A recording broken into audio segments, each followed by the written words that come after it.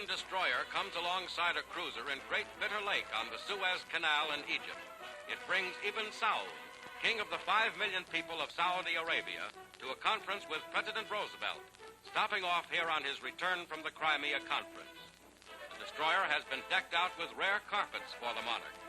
This 800-mile trip marks the first time that King Ibn Saud has ever left his native land.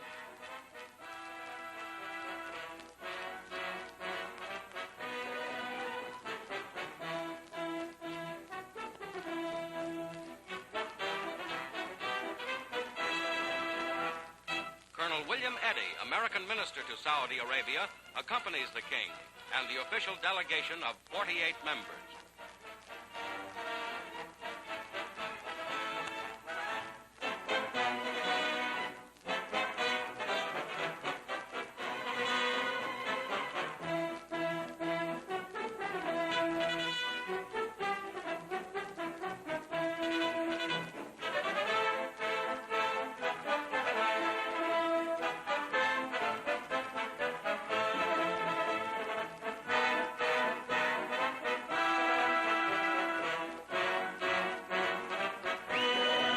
The 70-year-old Ibn Saud goes aboard the cruiser to meet Mr. Roosevelt.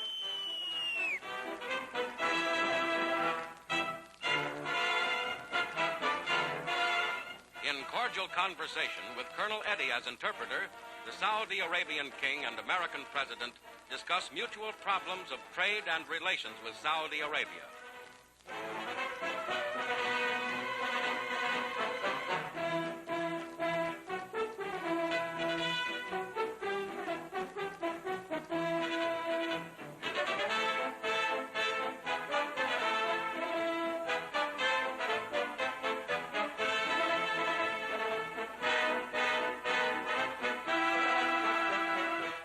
Welcomed aboard is Emperor of Ethiopia, Haile Selassie, whose homeland was first to be conquered by the Axis and the first liberated.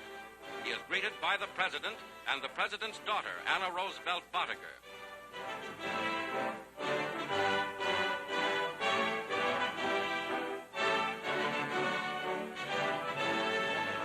Better communications and closer contact between Ethiopia and the Allies are stressed in the conference, following up Mr. Roosevelt's desire that heads of government should meet often to reach understanding of each other's problems.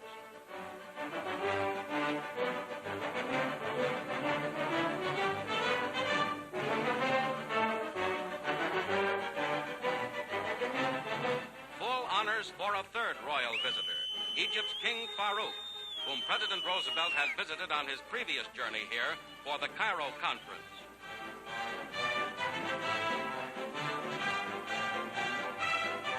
King of the great and strategic territory from which Nazi armies were thrown far back 3 years ago, Farouk's Egyptian government made a formal declaration of war on the Axis on February 26th.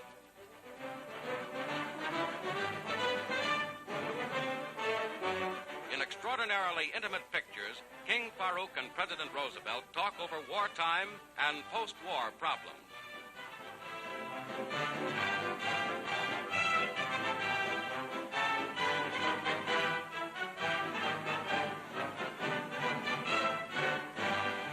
With the conclusion of these meetings with 3 important heads of states, Mr. Roosevelt nears the end of his historic 14,000-mile trip.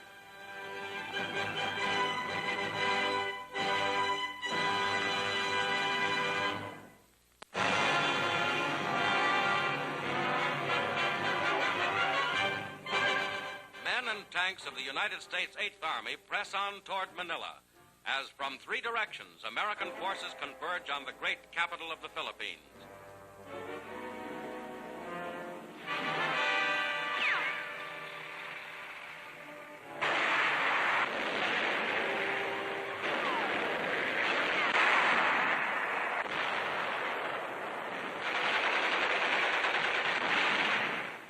The first prong of the drive against Manila comes straight down from Lingayen Gulf to the north, soon to be joined by these troops. Another spearhead swings out to flank the city from the east. And still a third drives up from the south, aided by paratroop attacks. Beating back Japanese delaying actions, the troops blast their way through.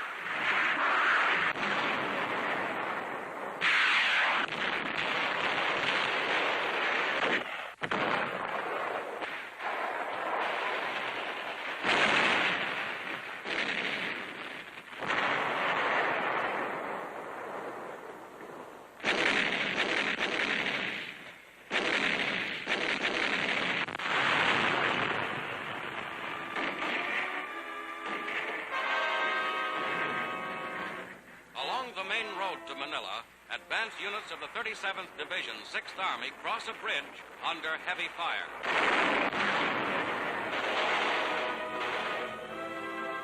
At an airfield near Olongapo, wrecked enemy planes and hangars show the fury of the attack.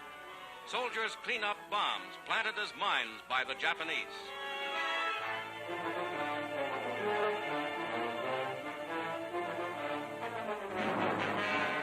And on every road that leads to Manila, troops move forward. Among the bravest are native guerrilla soldiers who never gave up the fight through 3 years of Japanese occupation.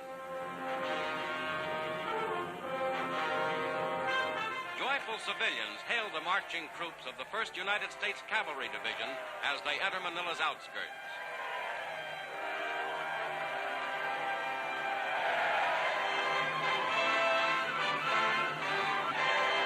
Thirsty soldiers pause briefly at a recaptured brewery for a refreshing glass or helmet full of beer.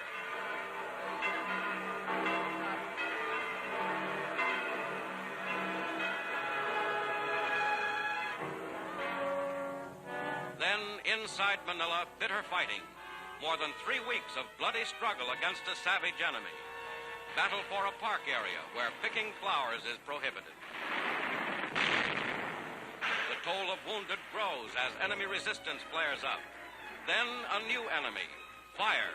The Japanese had stocked warehouses with drums of gasoline, with explosive charges. After the Americans entered, they set them off. The flames begin to spread. New terror for the million-stricken people of Manila.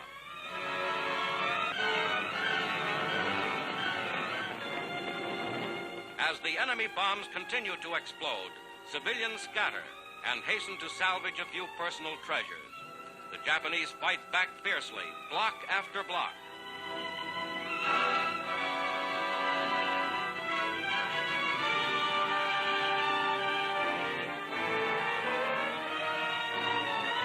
A soldier has time to give food to hungry children.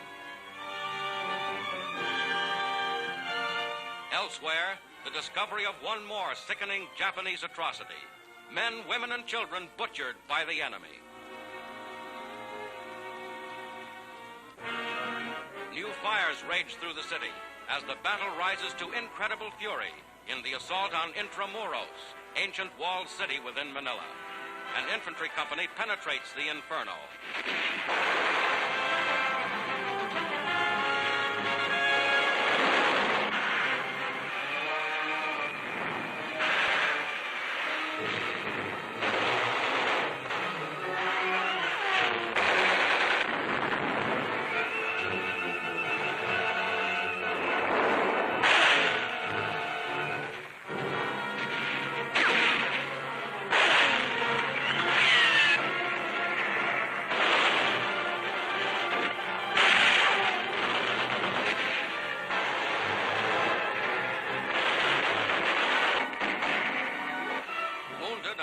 To safety through a hail of enemy fire.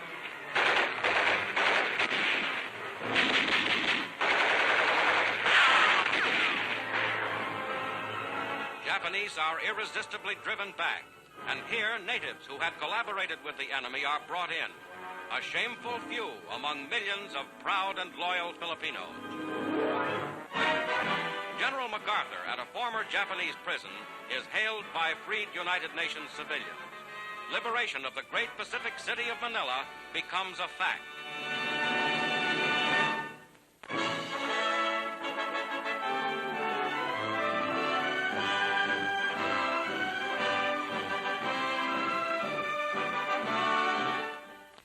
Since my return from Paris 2 weeks ago, I have been discussing, as you know, with Mr. Stettinius, the Secretary of State, with you, Mr. Clayton, the FEA, the War Shipping Administration and the War Department, the urgent needs of France in supplies and in shipping necessary to transport them to France.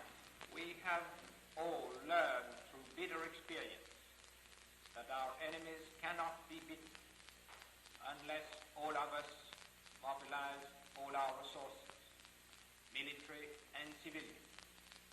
Since the day of liberation, we have actually put France in a state of readiness for active participation in the war.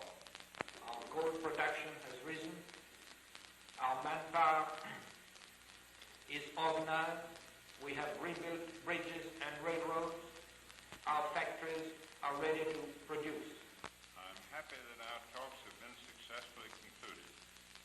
As you know, Monsieur Monet, much has already been done.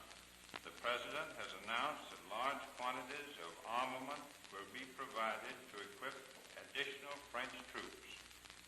Tonnage has been allocated for the months of January, February, and March to carry supplies to France. It is our sincere hope that in March these allocations may be further increased. In addition, ships flying the French flag will be assigned to this run to the maximum possible extent. We are happy that France is now rejoining again with full force in this common battle, and the French people can count on our full cooperation.